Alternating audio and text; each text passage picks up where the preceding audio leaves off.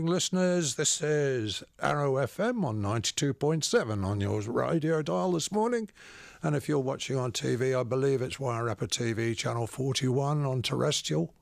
I think. I'm not sure about that. It's been a little while since I've said that, so I've probably forgotten it. My name's Robin Weaver, and with me in the studio this morning, my co-presenter is Val. Good morning, Val, my wife. Good morning. Good morning. I'll switch you on. How's that? There you go. Now you've got a mic. And in the studio today, our guest is Jane Mills, Emergency Management Advisor for the Wellington region. Is that correct, Jane? Yes, indeed. Morning, Correct Robin, Val, and description of everyone. you. Good morning, Good Jane. morning. Thank you very much for coming. And Jane's here to tell us everything you need to know about what to do or as not do also in the event of a major disaster such as earthquake, volcanic eruption, heaven forbid, flood, or as the rest of the world is experiencing, an extreme weather event even. So, Jane, what is your role as an emergency management advisor? Right, well, Val, I'm based in the Wairarapa and I live and work here. My colleague and I, Daryl McCurdy, work out of the back of the Masterton District Council, and we work for the three councils, but we work for an organisation called REMO, which is Wellington Regional Emergency Management Office.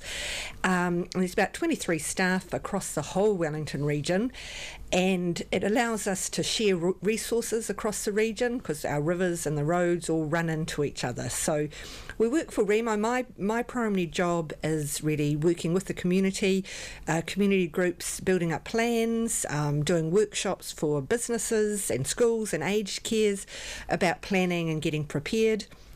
My colleague Daryl primarily works with the official services like the council and the fire and the police. So we have slightly different roles, but we overlap. So we're really about getting people prepared and planning for a large event.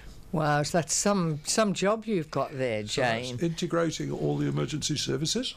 Well, we work with the emergency services. We have what we call an Emergency Services Coordination Committee, and depending on the emergency, different services would have different lead roles. So for an earthquake or a weather event, civil defence is the lead, but for something like a hazardous substance, fire would be the lead. For a health issue, DHB would be the lead. So a lot of those are legislated for under various acts, but we all have to work together.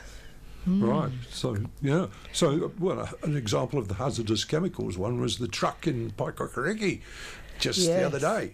Yes, indeed, it was. It rolled gloriously in the wrong place. Yes.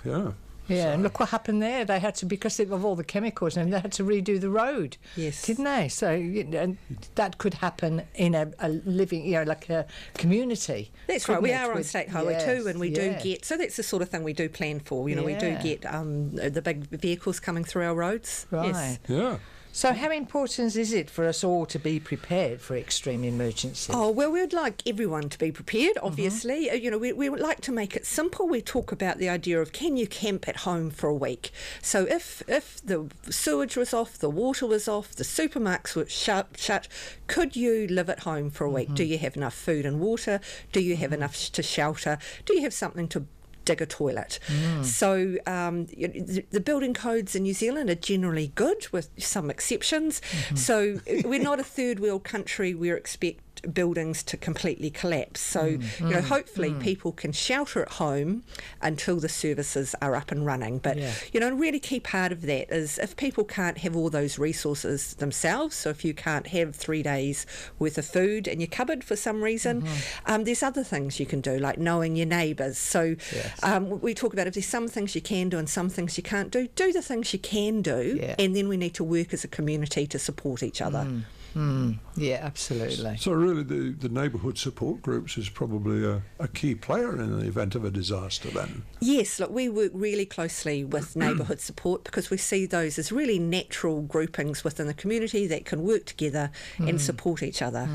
Yeah. So, you could, not everyone needs to have a gas barbecue, but if a couple of people on the block have a gas barbecue, you can roll out and you can do some community cooking. You can, the freezers that are defrosting, you can eat those first, and then the veggies in the garden less, and be much more efficient with the resources about. And know who the vulnerable people are in your block and in your street. Absolutely. Yeah. So somebody suggested that Neighbourly would be a good tool to communicate with, but if there's no power and the batteries run out on your laptop pretty quickly. Indeed, yeah. Look, we're often planning for events where really there's no communication. You know, you might have your AM/FM radio and your VHF radios, but the type of event, you know, we do certainly plan and support smaller events like floodings and trucks. So but we also think that if you're prepared for a large event, for something like the Christchurch earthquake, which I know you two have experienced, where you know, then you're actually well prepared for the smaller events. So yes, sure, in a smaller event where communications are up, Neighbourly would be a great tool. Yes. But I've always now keep a small transistor radio right by the bed. Yes, right. Because the morning of that earthquake was 4:35 a.m. Vicky Mackay on national radio was absolutely invaluable. She was marvellous, wasn't she? Was cool, calm, collected. Well, mind you, she was in Wellington. But but we're not having any power, and 4:30 in the morning, pitch black, the whole place was shaking. We were being thrown up in our bed and pulled back down again, and there was such a rumbling, such a dreadful noise, and there was a railway track behind us, and I said to Rob, the train's derailed, you know, and he goes, it's an earthquake, Val, we've got to get out of bed. But we couldn't. Every time we tried to grab the side of the bed to get out, it was throwing up. It was tremendous. Right. Absolutely I've never known tremendous. such power. So, it's just unbelievable power. Yeah, and then of course when it all calms down and everything, then you go out to find out what's going on, and of course it was all this liquefaction. Houses had fallen down, and you know, who would know that in Christchurch? No one would have suspected that anything like that would have happened down there. But this is the thing, it can happen anywhere, and we're all aware of it now, and be prepared. So we did a walk around the house, had a look, see, internally, because it was dark everywhere. Yeah. I think a jardinier had fallen over with a pot plant on it. So we did probably what you should do. We did a very English thing. We had a cup of tea. Well, you know, I think everyone says cups of tea have their place in a disaster. That pausing and connecting, really important. Well, we checked. We've got a gas hob. I couldn't smell gas, so I figured, well, we're probably okay. Yeah. But it wasn't until we went out that we thought, you know, a bit blasé. We're from Wellington, you know, so, you know, we and Rob used to be in the Wellington... What was civil defence in those days. So we were always prepared, and it's just one of those things now. We're all right, we're alive. But it wasn't until we went outside, Jane, and that was the eye-opener. It really was. It's just incredible. So one must the be damage prepared. that had been done to their houses is just unbelievable. Yeah. Yeah.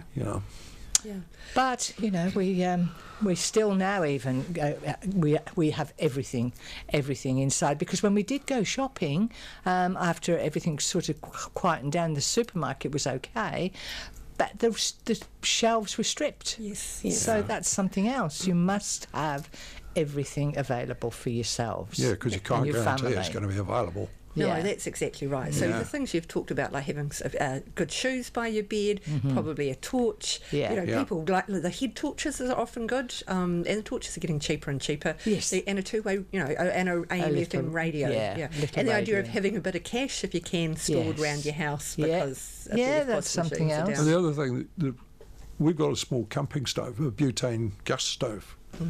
If you're on all electric, I mean, that would be invaluable, really. Yeah. To boil whatever water you can find or get, if you haven't already got a couple of 100 litres stashed away.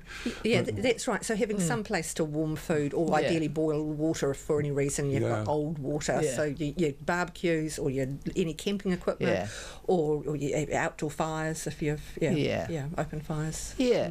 So what we did on that occasion was pull the barbecue around from the back and put it on the driveway out front. And told everyone to bring your cup with whatever your poison is in it, coffee, tea, whatever. And we'll all boil the water food that was defrosting, all your meats and everything, just we'll cook it all up, and at least we can all eat and stuff. You can all eat. So that was the thing. Anyway, we'll go on now to. We digress. we do digress. So number 3, that's you, Rob. Oh well, we recently. Participated in an emergency management exercise, I guess you'd call it, at the Carterton Event Centre which was invaluable, really, in telling us not only what we should or could do, but what we should not do as well. And which Jane attended, yes, which was and wonderful. you ran it, I believe. Yes. Jane, was it your... Yes. Yes. Do you run these events on a regular sort of basis? Yes, we do. So around the Wairarapa, we've got 17 community emergency hubs, and really, we're building up the education and community understanding around them. So the different hubs have different levels of knowledge. So I'm really keen to engage with any of the hubs more. But yeah, we call them hub exercises. So just like you did, we almost say there's a big exercise, put people into different roles, and then we do what we call injects. So we have distressed people coming up, and so the idea of the community emergency hub is that they're spontaneously opened by the community and run by the community. We provide what we call a hub guide. I'm just going to give that to Val to show the front page of a hub guide. These are all online on our www.getprepared.org.nz, and if you go to Wairarapa. But you don't need to have training. We're really keen to encourage anyone to turn up to help if they can help or if they need help.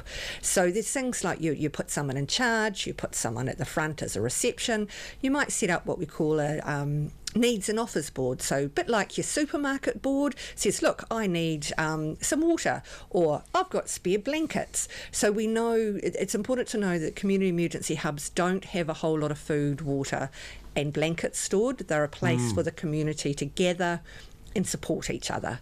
Yes. Yeah, and that's a key point. The community hub does not have a huge store of materials and or food and or water. No. Yes, so we've really moved away from that stockpiling sort of view of things, because we know those things exist in our community, and on the day people pull together and share them, really. So that's what it's about. It's about coordinating rather than people having a stockpile of expired food. We say, you've got food in your cupboard, food in your freezer. Many people have spare blankets and spare sleeping bags and places to support other people. Yeah. So. I got to admit, we've had a backpack that had all sorts of things in it, and I think we put that together probably when we got to Carterton, which was 2012. Right. And we went through it the other day. Right.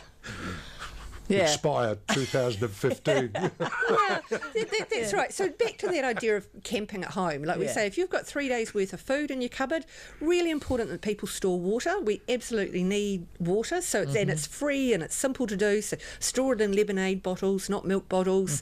I've got some under my bed and my cupboard and my laundry and my garage. Just a few bottles and a minimum of 20 litres per person, plus your pet. So that's an absolute minimum level. Yeah. You said not in milk containers. Yeah, the milk containers tend to go yucky for some reason. They must have a residue of milk still, so not in that. So you need the clear plastic containers, just store better. Oh, I have to reorganise my water storage. Yes, we do. We do them in milk. It's all in bottles. 3 litre containers, So perhaps, Val, I'll just show you. If you're in the Wellington region, you should have got this delivered in your letterbox at some stage, or you may have seen it at your library. So that's online, got lots of good information about things you can do to get prepared, really. Just before we move on, we talked about the large earthquake, and people probably know about the drop cover hold. The kids all practice it. The younger kids say do the turtle. But one thing's useful to know. What if you can't easily drop cover hold? So for anyone that's watching, there's a picture of a person in a wheelchair. So actually, what you do is you cover your head a bit more like being in an aeroplane, so that you're always told to cover your head and bend forward. So a bit like you said when you couldn't get out of bed. Yes. So sometimes if it's dark, might be tricky to get out of bed. So, lying on bed, probably grab your pillow, protect your head, cover your head, and hopefully don't have any chandeliers or heavy pictures above your bed. So that, that's the sort of building safety you can do, making sure everything is safe. So. Yeah, particularly your head. Yes. One of the things we did learn from the hub itself was the drop cover hold. I mean, that came in afterwards. We were always told to go underneath a table or something. But because so many houses fell down and fell in, we were told the best place to be would be alongside the bed, flat alongside the bed, still covering yourself, but if the wall fell in, then it would act as a triangle, like a tent. Yeah, look, there's been quite a bit of publicity around that sort of, and that probably may protect you, but the official view is drop, cover, hold. So really, and if you come down the side of your bed and you drop, cover and hold, you're pretty much doing it anyway. So getting yourself under or up against something strong is a good idea. Yeah, because so much has come from that huge earthquake, rules and various other ideas. Yeah. So the drop, cover, hold is the way to go. Yeah, the drop, cover, hold is what's the UK, America, it's the New Zealand drop, cover, hold. Okay. So can anyone come along to these exercises? Absolutely. Yes. So we normally publicise them on our Facebook page. So that's the Remo Facebook page, or on our Get Prepared website, which is www.getprepared.org.nz, or through various community networks around the Wairarapa. Yep, so they're free and they're public, the hub exercise and the community planning. So the notification of the dates is on the Remo Facebook page. Yeah, and you heard it here, folks. WREMO. Yeah. Mm-hmm. Yes, but actually, just to confuse you, the website's actually called www.getprepared.org.nz. But hopefully, if you Google Remo, you'll come through to it. Right. So what's the Facebook? The Facebook page is Remo. So if you go, Facebook page is Remo. So it's www.getprepared.org.nz. Yes. Right. Yes. So, okay. So we've got a choice of places to go to look, but most people, I think, would go to the Facebook page. WREMO, pronounced Remo, because it's a silent W, folks. Yes, and on that page, near the top, you can see there's a calendar. So if you go to that calendar, it shows all the events coming up. Right, which shows when the exercises are going to be, where your nearest one can be. Yes. And you really ought to go along, folks. So I recommend it for everybody. If you can get to one, do it. Yeah, it was great. We really enjoyed being there, and we learned so much, didn't we, from it? We did. Yeah, and we were all given various scenarios, and I was on the front, people coming in wanting information of, the train has derailed, etc., and what's happening. There are people on board, all this sort of thing, and all the information had to come to us first, and a lot of the information wasn't getting to us, so it can be quite horrific, but we learned how to be calm and, it was excellent. I thoroughly enjoyed going. And what that exercise that you run in the Gossanen Event Centre showed, you didn't assign anybody to their particular post. No. You let them decide what their strength was and let them go to do whatever they thought they could do best. Yes, that was a good idea. Yeah, so that's right. So and with the hub guide we talked about earlier, we also provide a hub kit with lanyards so people have a bit of a tip. So the idea is you wouldn't ever open a community emergency hub by yourself. You'd have 2 or 3 or 4 people, and as people arrived, you'd say, what are you good at? Are you good at organising stuff? Are you good at consoling people? Oh, you could go into this. So, one of the things, this might be a bit busy for the TV, but there's an example of a hub diagram and the different roles. So you put someone in charge of the radios, for example. So but basically matching people to people's skills and knowing that everyone has something to contribute. Right. Okay. Thanks. Okay, well, I think we'll go to a music break now, give Jane a wee bit of a breather. And what music have we chosen? Oh, we've got one of Jane's favourite songs here this morning, One Love by... Massive Attack. Massive Attack. This is track number 2 on your disc, so we'll give that a go right now. No, I'll just press play and I'll shut these down and go CD1.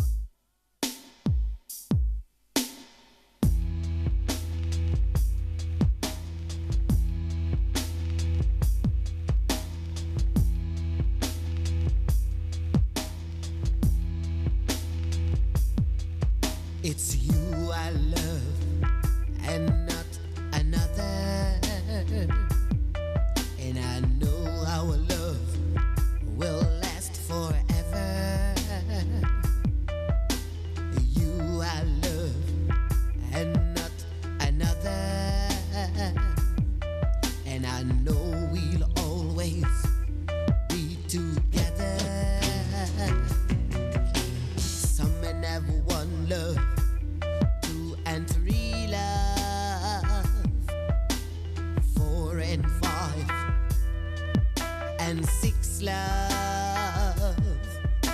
but I believe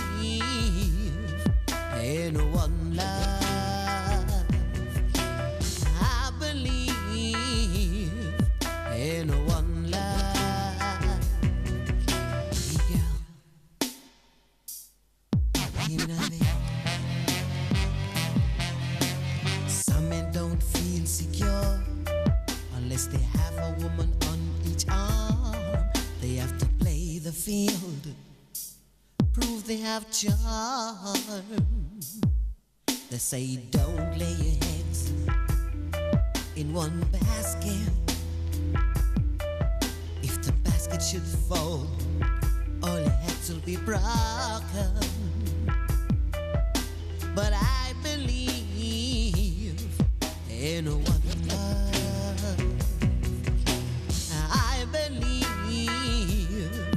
in one love. Oh girl, I believe in one love. I believe in one love. Oh girl. Oh. Give me that. Oh. Hey baby.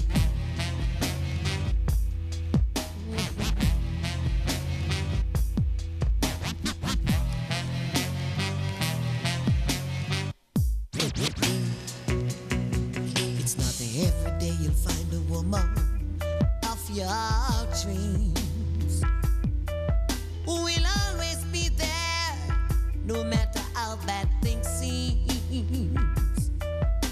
Ever so faithful, ever so sure. No man could ever ask for more. Hear me now, yo. I believe in one love. I believe in one love.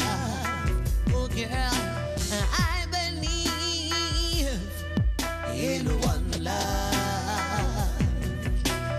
I believe, yeah, oh yeah, oh yeah, love, in one love, in one love, in one love. I believe, I believe, I believe in one love. I believe in one love. Yeah. I believe in one love. In one love.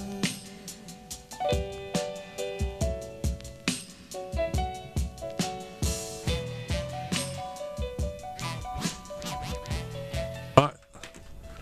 I'll just shut that one off. There we go. Hello, folks. Well, we're back with Jane Mills, Emergency Management Advisor. And during the break, we had a lot of chit-chat, and we were just mentioning that, generally speaking, the sewage systems, and I hate to bring this up at this time in the morning if you're in the middle of your breakfast, but the sewage system depends on gravity, and it flows, it's all designed to flow in one direction.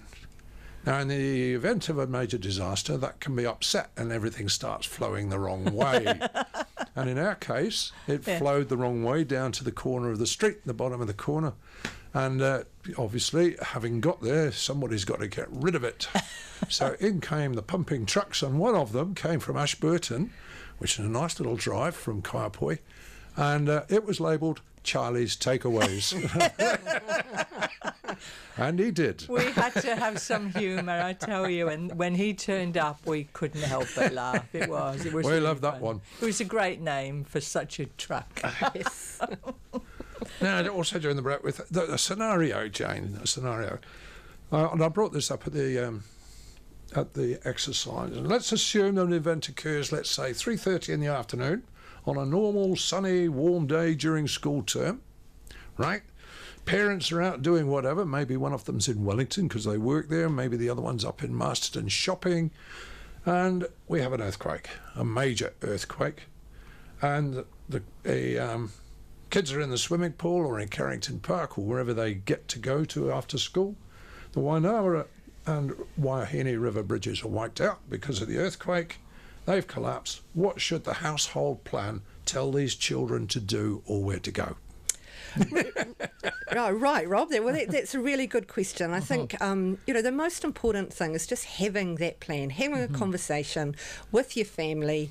What do we do if something goes wrong? And it's not even just for big earthquakes. If you lose mum or dad or someone hurts themselves, what do we do, if the kids are alone? So, something like that. I have kids, school-age kids, and, they know, if they're at school, they stay at school. If they're in between school, they would try and come home. If no one else had made it home, my kids are big enough to leave notes. Leave me a note and say you've gone. We're lucky enough to have a couple of close neighbours. We've gone to A or B's places. That's where we are. So having a plans for some alternatives for your kids. So saying if anything happened in the playground, what would you do? First of all, you try and ring 111. But obviously, if that didn't work, if the kids might have mobiles, I would think you'd probably plan to go home. So you plan to have, where would your default setting be? Plan to go home. If your home's not within walking distance, it might be plan to go to some key point in town. Maybe the library. Somewhere people know. Okay, that if we get lost for any reason, can't meet up, where are our safe places to go? Who are our safe adults to talk to? So it's just not one plan for, unfortunately. No, one plan doesn't fit all. One plan doesn't fit all. But I think talking to your kids we talk about the edges, like schools have plans, but if your kids bus or walk to school and something happens, what would they do? Are they going to try and come home? Are they going to try and come to school? Talk to your school and your local bus driver if something happened while they're busing. What does a bus driver? What are their obligations to look after the kids?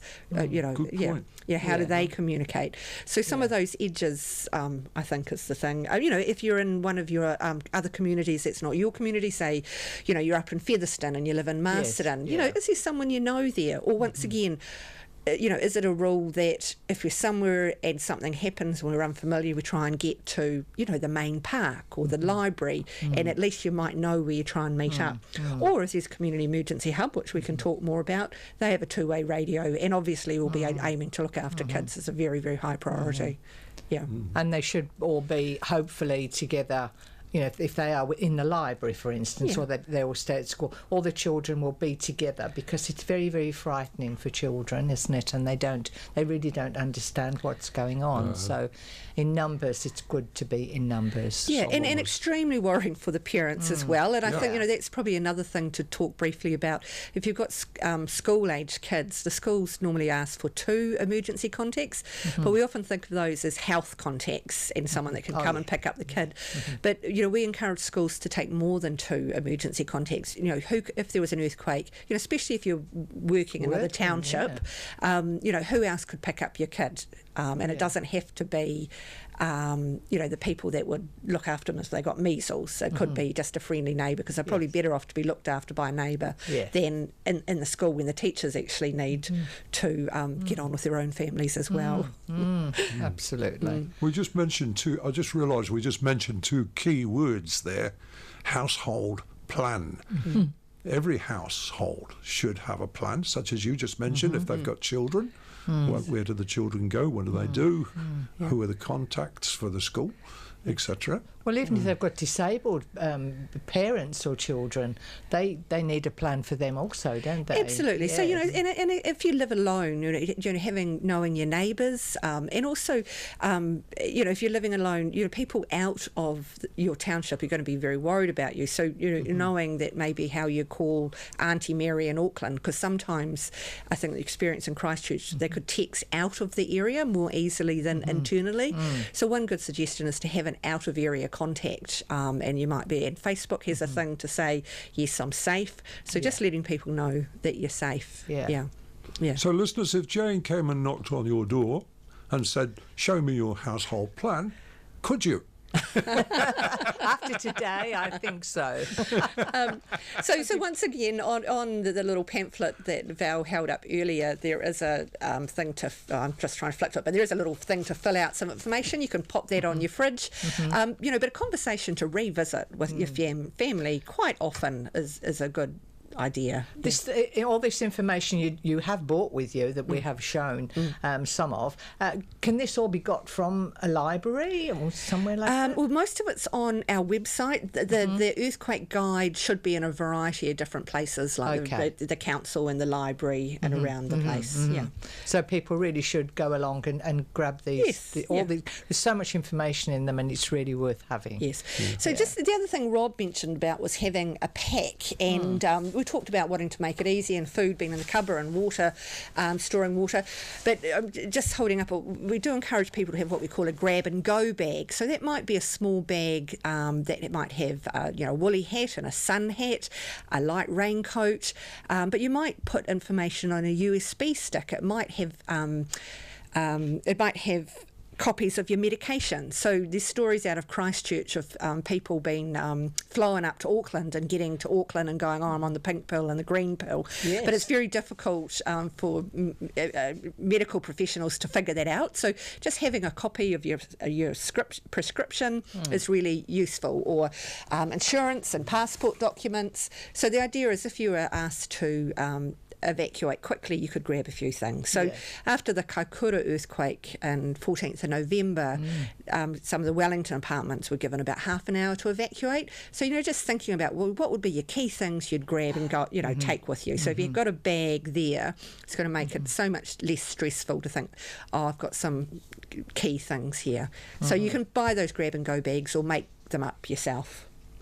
So we've been talking about how much food and water we need, and we must have food and water.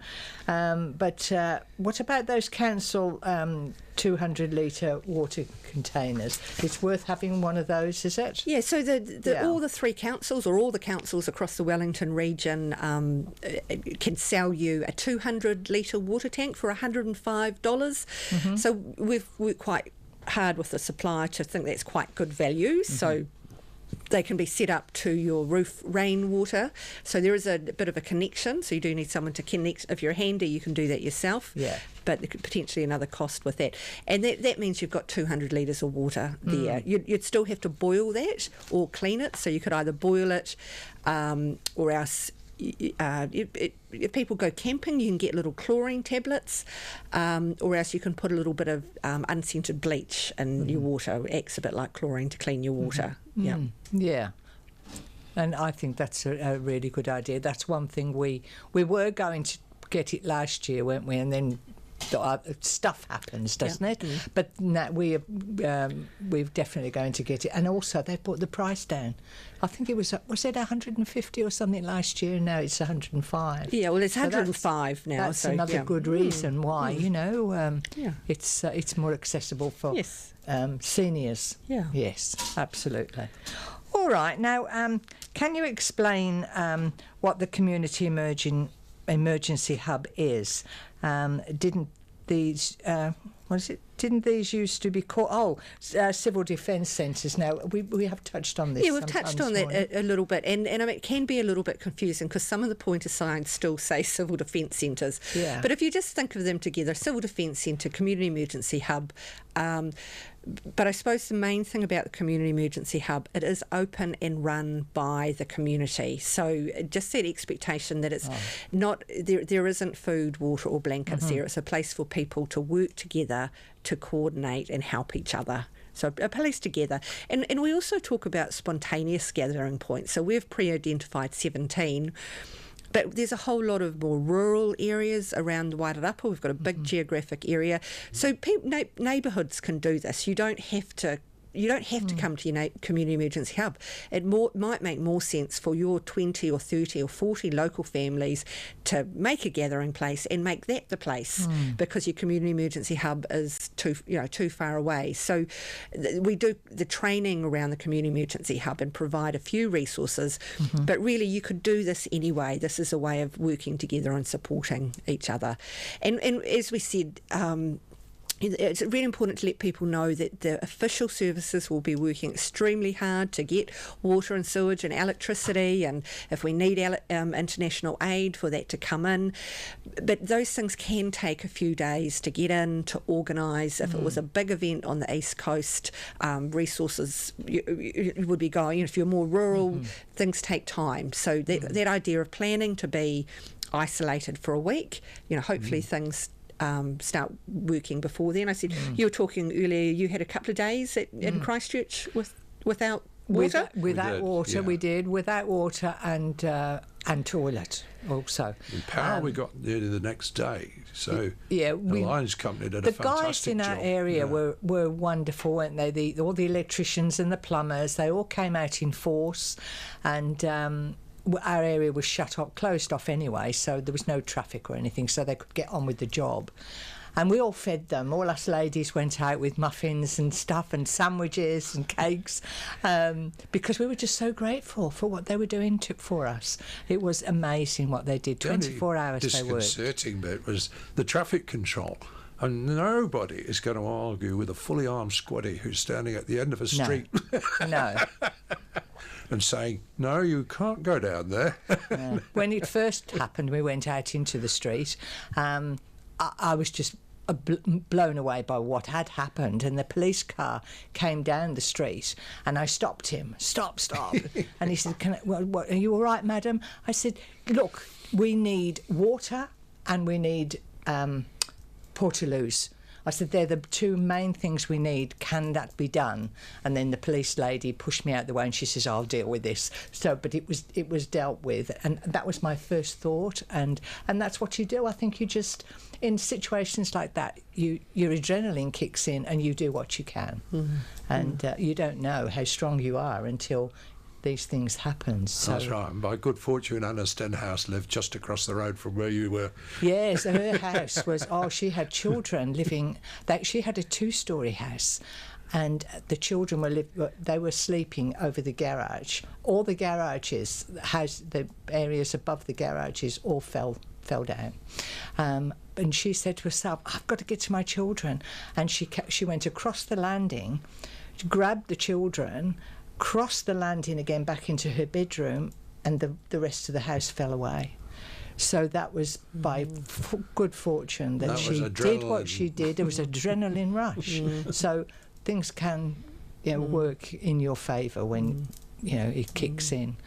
Did we mention the problem with drainage when it all flows the wrong way?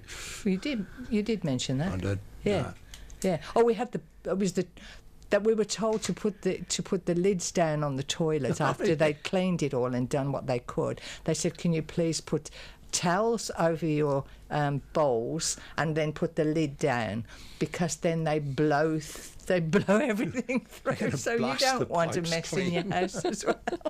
It was amazing, all the different things like that. Yeah. Anyway, question, what is it now? So 9 for you. It's important for everybody to know where their community hub is. Yes. But the last thing you really want is for everybody to rush to their community hub. Yeah, well, we talk about the community emergency hubs, might take a few hours to open, because really if you're keen to get involved, that's fantastic. But, check on your family first, and actually check on your neighbours. Check on your block, and if there's not, because if everyone can support each other locally, there's no point rushing 10 blocks if there's someone next door that needs your help. So check on your family, check on your neighbours. If that's okay, sure, come on to Community Emergency Hub, say, look, hey, I can help. Yes, but ideally, the best case scenario, people can camp at home, and people are safest at home. And really, if they've planned with food and water, it'll leave the emergency services to try and reach the people that are injured, rather than having to worry about getting water to people. So it just will allow them prioritise more. Yes. So they're definitely a gathering place. If you want to know information, a key place to come down to. Yes. Yeah. So I know most disabled people are quite resourceful in how they can cope with situations, but in the event of a major disaster, let's be blunt, they're at a bit of a disadvantage. How do they cope with that one? Well, I think really hopefully people have a plan, really, and that's where neighbours come in to be really important, and knowing who, there's stories out of Christchurch that people, couldn't leave their home for 10 days because the pavements were all so cut up they couldn't physically get through them, so people can become very isolated.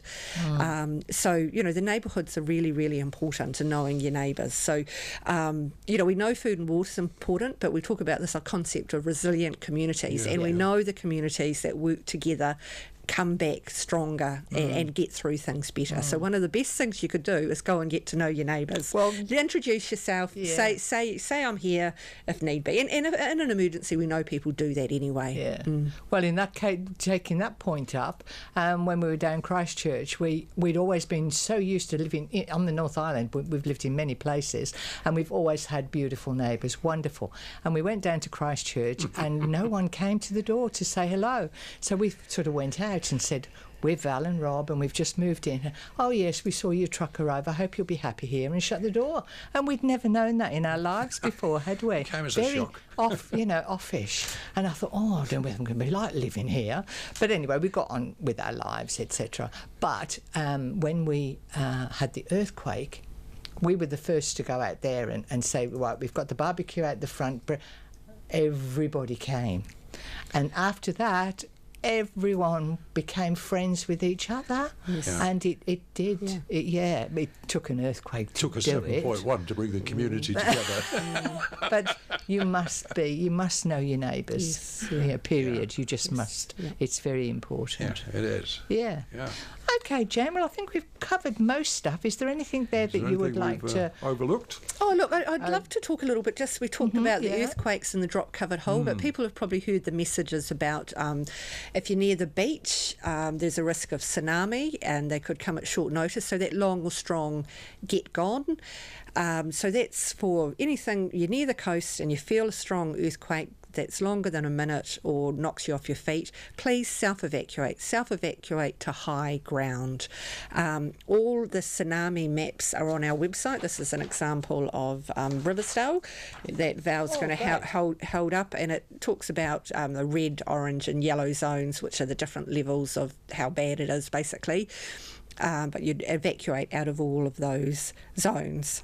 Interesting on that map how far inland the orange. Yes, so depending on the lay of the land, if you've got low land and you've got rivers and lakes, this can be quite a high run-up.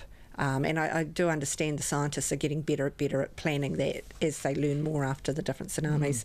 The other thing I wanted to mention, we've talked about the Get Prepared website and the Remo Facebook page, but if people have got phones and do apps, the Red Cross has an app you can load up and it will notify you of events. So it's a way of, I have notifications for Wairarapa, my children go to Wellington, and my parents are in Hawke's Bay. So I can monitor and get a notification from this hazard app if there was, like a big fire or something, notification. So really useful way of being able to receive information, but you have to ask to receive that information. People may have heard the Ministry of Civil Defence is working on what they call an emergency mobile alerting system.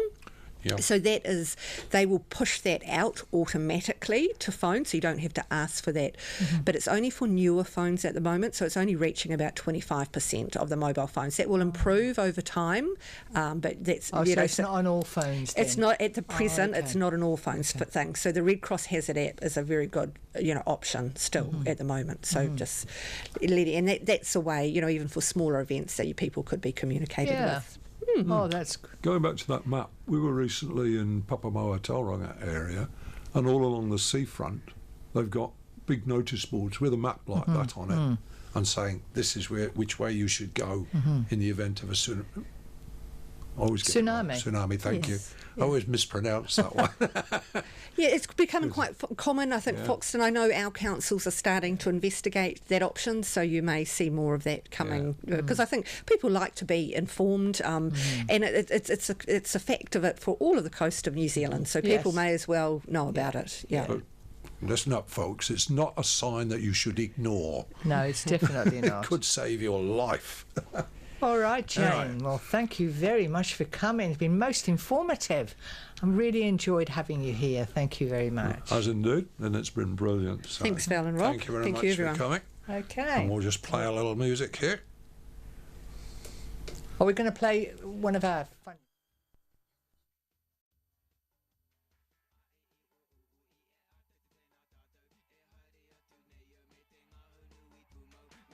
Badge upon his chest, his name was Ernie, and he drove the fastest milk cart in the West. Now Ernie loved a widow, a lady known as Sue. She lived all alone in Lily Lane at number 22. They said she was too good for him, she was haughty, proud and chic. But Ernie got his cocoa there 3 times every week. They called him Ernie. Ernie! And he drove the fastest milk cart in the West. She said she'd like to bathe in milk. He said, all right, sweetheart. And when he'd finished work one night, he loaded up the cart. He said, you want it pasteurised, 'cause pasteurised is best. She says, Ernie, I'll be happy if it comes up to me chest. That tickled old Ernie. Ernie! And he drove the fastest milk cart in the West. Now Ernie had a rival, an evil-looking man called Two-Ton Ted from Teddington, and he drove the baker's van. He tempted her with his treacle tarts and his tasty oatmeal bread, and when she seen the size of his hot meat pies, it very near turned her head. She nearly swooned at his macaroon, and he said, now if you treat me right, you'll have hot rolls every morning and crumpets every night. He knew once she sampled his layer cake, he'd have his wicked way, and all Ernie had to offer was a pint of milk a day. Poor Ernie! Ernie! And he drove the fastest milk cart in the West. One lunchtime, Ted saw Ernie's awesome cart outside her door. It drove him mad to find it was still there at 4:30. And as he leapt down from his van, hot blood through his veins did course, and he went across to Ernie's cart, and he didn't half kick his horse, whose name was Trigger. Trigger! And he pulled the fastest milk cart in the West. Now Ernie rushed out into the street, his gold top in his hand. He said, if you want to marry Susie, you fight for her like a man. Oh, why don't we play cards for her, he sneeringly replied. And just to make it interesting, we'll have a shilling on the side. Now Ernie dragged him from his van, and beneath the blazing sun, they stood there face to face, and Ted went for his bun. But Ernie was too quick, things didn't go the way Ted planned, and a strawberry-flavoured yoghurt sent it spinning from his hand. Now Sue, she ran between them and tried to keep them apart. And Ernie pushed her aside, and a rock cake caught him underneath his heart. And he looked up in pained surprise, and the concrete hardened crust of a stale pork pie caught him in the eye, and Ernie bit the dust. Poor Ernie. Ernie! And he drove the fastest milk cart in the West. Ernie was only 52. He didn't want to die. But now he's gone to make deliveries in that milk round in the sky, where the customers are angels and ferocious dogs are banned, and a milkman's life is full of fun in that fairy dairy land. But a woman's needs are manifold, and Sue, she married Ted. But strange things happened on their wedding night as they lay in their bed. Was that the trees a-rustling, or the hinges of the gate? Or Ernie's ghostly gold tops a-rattling in their crate? They won't forget Ernie. Ernie! And he drove the fastest milk cart in the West. Wow, what a brilliant rendition from Benny Hill. I love that record. Yeah. Got to have a laugh these days, don't you? And now, folks, we're going to tell you a little bit about what's going on in the Wairarapa this weekend. You'll see. Yeah. Okay, so of course we've got the AMP show, which has actually started today. So it's from today until Sunday. That's so the Clearville AMP show. it's a Clearville. Yep. Yeah, most people know about it anyway. But yes, it's a Clearville right here in the Wairarapa. And of course, there'll be everything that you'll want, everything for the animals, right, for the children. I think there's even a little bit of a fairground going on there. And yeah, lots of fun. Horses. I love the horses. So get yourself along to that. Now, Kokomai, they've got a show on. They're presenting Sex on Toast. 9 guys from Melbourne have come over, and that's deemed to be an excellent show. So, it's particularly for the ladies, this one, I think. Did you say Sex on Toast? Sex on Toast. You've got to go and find out what it's all about. That'll be Saturday the 27th. That's tomorrow. It is. Yeah, so if you want tickets, you've got to go to eventfinder.co.nz. Where's it on, Val? It'll be on at the event centre. Yeah, I already said that. Oh, didn't I? okay. Yeah, Carterton Event Centre and eventfinder.co.nz for your tickets, if there are any left, because it's only tomorrow night. Then we come to, again at the event centre in Carterton, we've got opportunities coming again. These guys do the most amazing shows. We go to every one, don't we, Rob? We love them. We're able to, yes. This one that's coming up on Friday, the 2nd of November at 11 o'clock is Divas and Devos. So lots of fun there, beautiful voices, wonderful, and great entertainers. The tickets are $35 and you get lunch as well with that. We only go for the lunch, don't we, Rob? Oh, of course. Now get yourself along, because those guys, Opportunities, do a great show. Divas and Devos. Then we've got the fireworks display at the Masterton Showgrounds. That's going to be Friday the 2nd of November. So there's children's playground, food stalls and music and entertainment. The gates open at 6:30, for the fireworks commence after dark. That's always a great, safe place for the children to go to see the fireworks. It is indeed, yeah. Now, if you're one of these cycling people, which many of you are, I know that, because it's relatively flat around here. Rob and I have just bought electric bikes. Well, I was just going to say, it's time for Wheels and Vines, Yeah. starting tomorrow at Saturday the 27th. 5 vineyards, 15 tastings and lunch on 2 wheels. And there's $60 per person. And then there's road racing clinic with Gary Gibson and the Loride film night, and then on Sunday the Martinborough fun ride. Now, I read all through everything to do with the Wheels on Vines, and nothing says you can't be on an e-bike. No, I'm So if sure. you want to take your e-bike along, I'm sure you can. I'm sure they'll charge you extra. No, they won't. They'll give you a discount for it. And also a touch of country Christmas.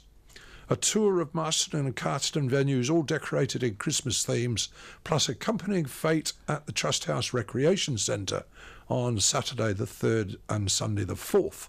Tickets are on sale now through Event Finder, and it's supported by the Wairarapa Times Age. And for more information, www.countrychristmas.org.nz. Yeah, and I'll carry on the garden. No, I've theme. got one here. Can I just get this one in, course just you in can. case Go on, we leap- run out leap. of time? Yeah. It's the Scarecrow's Big Day Out. That's on Saturday, the 3rd of November, and all the children love this. It's a great thing for the children to do. It starts at 9:30 and it goes through to 2 o'clock, and it's Gladstone School Scarecrow Drive.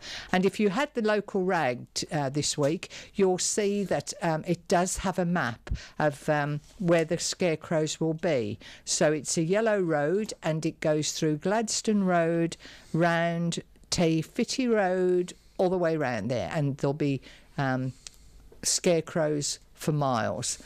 So pop your kids in the car and come for a drive around the main roads of our beautiful Gladstone district. So that's a great thing to do with the children. Yeah. Now, coming up is the Wairarapa Garden Tour on the 10th and 11th of November, so that gives you a day or two to get yourself organised. 15 gardens, 2 days, saying join the tour, sponsored partly by Bukaha and by Rival Health. And to look at that one, have a look at www.wairarapagardentour.co.nz. Wairarapa Garden Tour, all one word, .co.nz. And finally, for me, anyway, I don't know if Rob's got any more. Oh, I do want to mention the Rathgill Christmas Fete. 2018, which is on Saturday, November the 10th, between 9 a.m. and 3 p.m. There'll be live entertainment, gourmet food, giftware, Christmas groceries, boutique shopping, toys, clothing, books, crafts, and much, much more.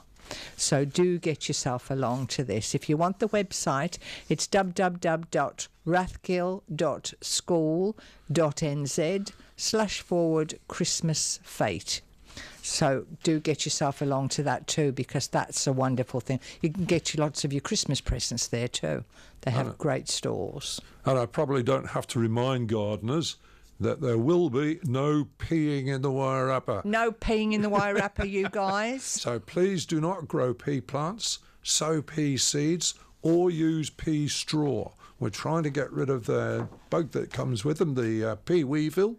And the only way we can do it is not to have pea plants, pea straw, or pea seeds anywhere. Right, so if you want your peas at Christmas, you just go to the supermarket. Yeah, I'm afraid you're going to have to this year. Now, Reap Wairarapa are looking for... They have a bus named Dora, which is a special vehicle, specially equipped as a mobile classroom. And they are looking for volunteer drivers to drive Dora. They need a couple of drivers to get this thing round. I guess you need a Class 2 licence. Well, you would. Because it weighs quite a bit. But I don't think it's a passenger vehicle, so I don't think you need a P endorsement. But phone Reap, and they'll let you know all about it. As a volunteer driver, they'll be very appreciative. So hang on a minute, Rob. So who are they wanting volunteer who will you be driving around? You'll be driving Dora, the classroom bus. Oh, the classroom bus. Oh, I see. When you're driving it, it'll be empty because you haven't got a load of passengers on board. Oh, so you might not need a bus drive licence. it from place to place. Oh, no, okay. but you will need an L2 because it's a 12-ton vehicle. Oh, okay. All righty. So, right. I think that we've come about to the end. So I will play a final track just to keep you awake. But before we go, we do want to say thank everyone for listening, and those of you that could view the programme. Yep. So you have been listening to, or you have just missed, a weekly programme called Wairarapawatch on Arrow FM 92.7 on your radio. However, you can listen to a podcast of today's programme almost immediately after this record is finished. So I'll play this record and then we'll go home. Okay. Alrighty? Bye-bye, folks. See you next Bye-bye, week. folks. See you next week. It's astounding. Time is fleeting. Madness takes its toll. But listen closely. Not for very much longer. I've got to keep control. I remember doing the time war, drinking those moments when the blackness would hit me and the void would be calling. Let's do the time war again. Let's do the time war again. It's just a jump to the left. And then a step to the right. With your hands on your hips. You bring your knees in tight. There is the velvet crust. It really does you insane. Let's do the time war again. Let's do the time war again. It's so dreamy. Oh, fantasy free me. So you can't see me. No, not at all. In another dimension, with voyeuristic intention. Well secluded, I see all. With a bit of a mind flip. You're into the time slip. And nothing can ever be the same. You're spaced out on sensation. Like you're under